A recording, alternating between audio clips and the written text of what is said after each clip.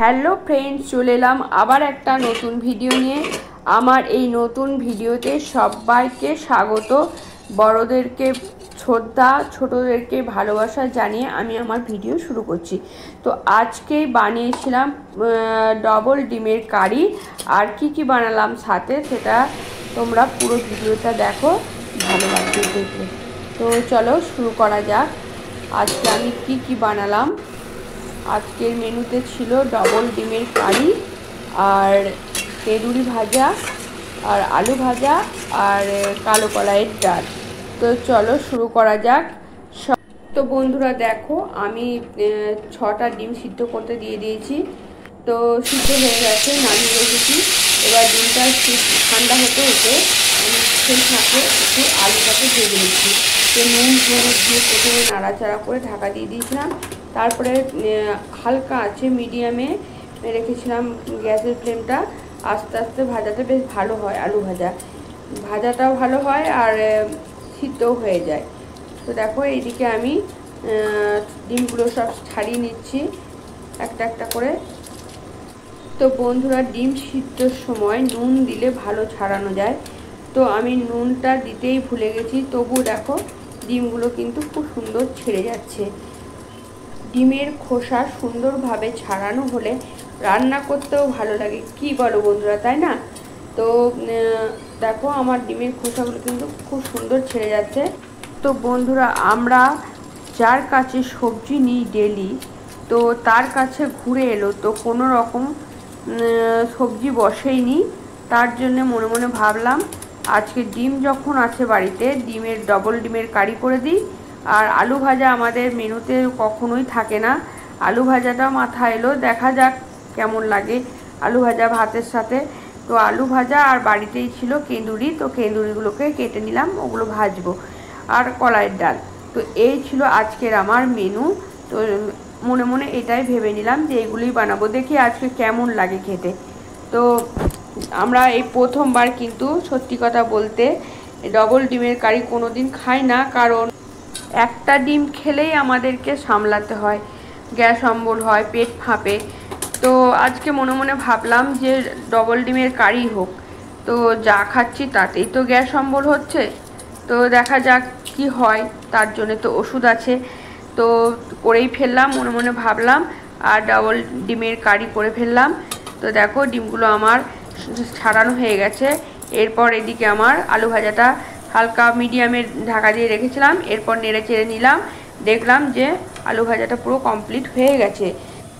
তো আমার আলু ভাজা, এমনি যে কোনো ভাজাই বলো, আমি কিন্তু তেলে ভাসিয়ে একদম তেলে প্যাচ করবে সেরকম কিন্তু আমি তেল ভাজি না। শুকনো শুকনো হবে, অথচ ভাজাও হবে, এই ধরনের আমি আলু ভাজি বা যে কোনো ভাজা, ঢেঁড়স ভাজা, তেঁদুরি ভাজা, সব কিছু আমি এইভাবেই করে থাকি। ভিডিওর মধ্যে যে একটা গো করে আওয়াজ হচ্ছে, জানি বন্ধুরা তোমাদের অসুবিধা হচ্ছে একটু, কিন্তু কিছু করার নেই। এখানে আমার কিন্তু মেশিন চলছে, চিমনি চলছে, চিমনির একটা আওয়াজ থেকেই যায়। তো রান্না করতে গেলে তো চালাতেই হবে চিমনি, কিছু করার নেই। তোমরা একটু মানিয়ে নিও, আমার ভিডিওটা সম্পূর্ণ দেখো, ভালো লাগবে। তো দেখো বন্ধুরা, কেঁদুরিগুলো কিন্তু আমি ওরকম হালকা আছে, মানে মিডিয়াম আছে, ওগুলোকে ঢাকা দিয়ে ভেজে নিলাম। তো এরপর ডিমটাকে নুন হলুদ মাখিয়ে নিয়ে একটু হালকা ফ্রাই করে নেবো। তো দেখতে পাচ্ছ নুন হলুদ দিয়ে দিলাম। এরপর আমি বেশি ভাজলে ডিমের কোনো স্বাদ থাকে না, তার জন্য আমি কিন্তু অনেকে কড়া করে পুরো বডিটাকেই ভাজে ডিমের কারি করতে গেলে। তো আমি সেটা করি না ওইভাবে, কারণ আমার মনে হয় পুরো সিদ্ধ থাকলে আরও ভালো হয়, কারণ দেখতে ভালো লাগে না, তার জন্য একটু ভাজতে হয়। তো আমার বেশি পুড়িয়ে কড় করে ভাজা আমার ভালো লাগে না, ডিমের স্বাদটাই চলে যায়। তো দেখো আমি খুবই হালকা হালকা করে ডিমটাকে ভেজে নিচ্ছি। বন্ধুরা, যারা যারা ভিডিওটা দেখছো তারা কিন্তু অবশ্যই কমেন্টে জানাবে তোমরা কিভাবে ডিমের কারি করো। আমি যেভাবে করছি নাকি অন্যরকমভাবে, একটু প্লিজ কমেন্টে জানাবে। তো দেখো ডিম কটা আমি ভেজে তুলে নিয়েছি।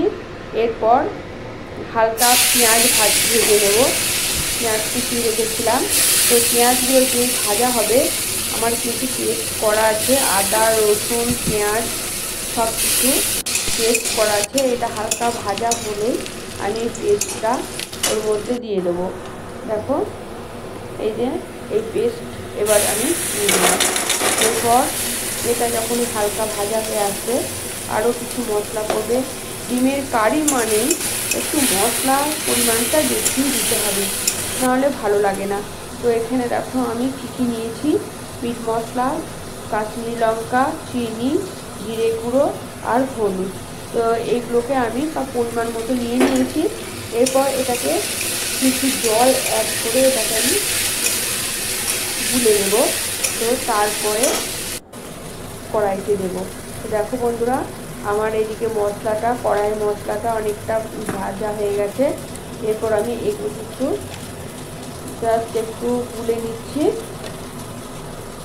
গুলে নিয়ে একসাথে সব মশলাগুলোকে ভেজে নেব।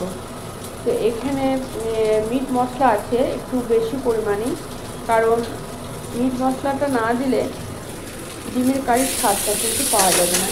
তো দেখো আমি ঢেলে দিলাম। এরপর আবারও ভালো করে আমি এটাকে কষতে থাকবো, যতক্ষণ না একটা সুন্দর স্মেল আসছে ততক্ষণ কিন্তু আমি। আর এই যে সসের বোতলটা দেখছো বন্ধুরা, এই সসটা কিন্তু আমার নিজের হাতে বানানো।